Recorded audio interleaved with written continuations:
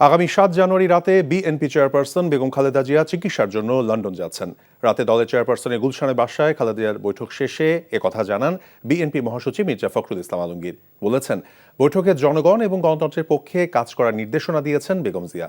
BNP নেত্রীর সঙ্গে দলের সিনিয়র নেতাদের কোনো রাজনৈতিক আলোচনা হয়নি। লন্ডনে যাওয়ার আগে খালেদা জিয়াকে বিদায় শুভেচ্ছা জানিয়েছেন স্থায়ী কমিটির সদস্যরা।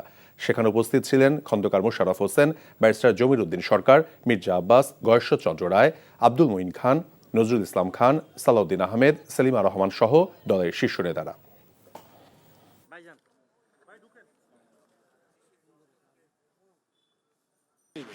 আগামী 7 তারিখে তিনি সম্ভবত রাতে তিনি লন্ডনের উদ্দেশ্যে যাত্রা করবেন তার চিকিৎসার জন্যে।